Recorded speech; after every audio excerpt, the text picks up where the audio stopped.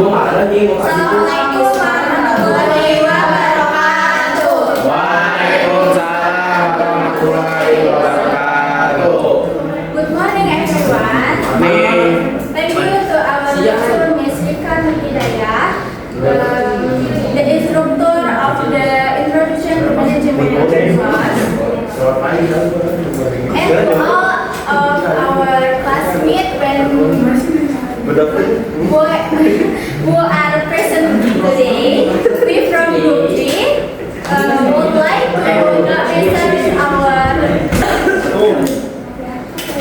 would like to present our Introduction to Management Challenge in Change Management. First of all, please allow me to introduce myself. My name is Anita Ramadhani. I am the moderator for today's presentation. Alright, without further ado, let's begin our presentation.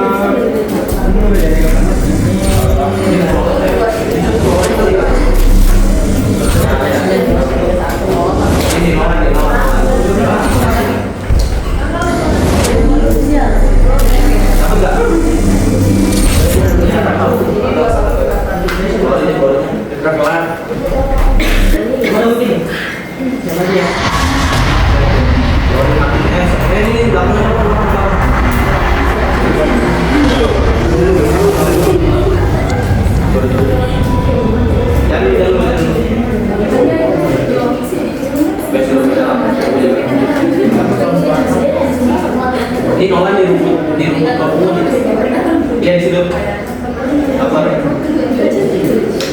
Oh ini mau belum dia kan?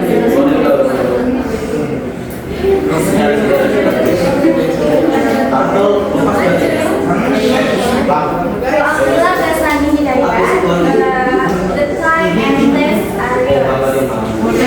Challenge 1. Resistance to change. Resistance terhadap perubahan. Facting against the current. Resistance to change is one of the most common barriers in management. Employees often resist because change creates uncertainty and improve motive. This can lower morale, reduce productivity, and hinder the success of initiative. Cara mengatasinya, how to overcome it, involve employees early through open and transparent communication. When they understand the goals and direction of they develop a sense of self-responsibility. Langkah yang dapat dilakukan. Number 1, truly explain the reason for change and address concerns. Number 2, clarify its role and how it affects outcomes. Number 3, provide training and support to ensure a smooth transition. Number 4, use real-time monitoring system to encourage active participation.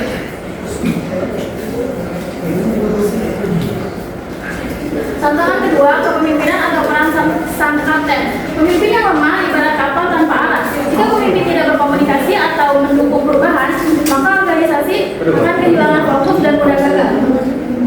3 penyebab utama kegagalan strategis adalah komunikasi buruk, lemahnya kepemimpinan, dan indikator kinerja yang salah. Cara mengatasinya, pemimpin harus menjadi penggerak perubahan dengan sikap terbuka, transparan, dan konsisten. Maka perlu memastikan semua pihak memahami tujuan dan kemajuan organisasi. Alat pendukung pemimpin yaitu 1.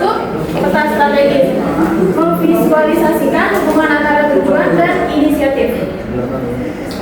Faktor status departemen, penguraian sasaran dan matrik tiap tim agar selaras dengan visi utama. Dashboard proyek, memantau kemajuan secara real time dan membantu pengambilan keputusan berbasis data.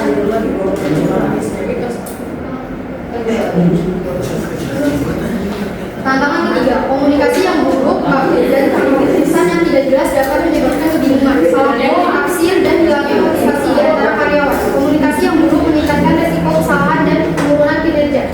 Cara mengatasinya, ciptakan salah satu sumber kebenaran atau menu suara komunikasi untuk memastikan pesan konsisten dan mudah dipahami. Elemen kunci komunikasi yang efektif, peran dan tanggung jawab yang jelas, tujuan spesifik, jadwal dan tonggak pencapaian yang jelas, pematangan rutin, saluran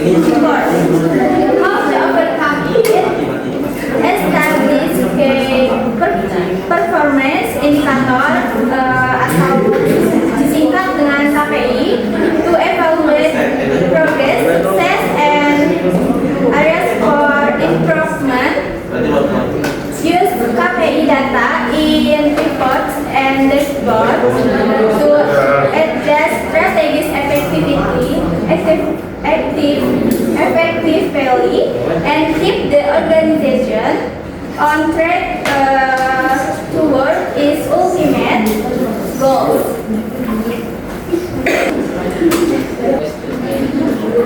Alright, we have just finished presenting our material. Next, we will move on to question and answer session. Silakan yang mau Saya.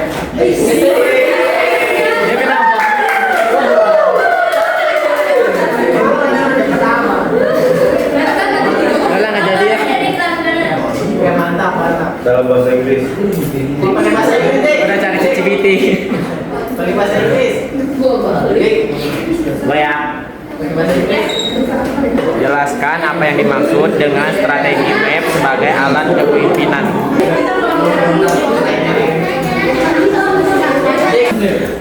Perkenalkan,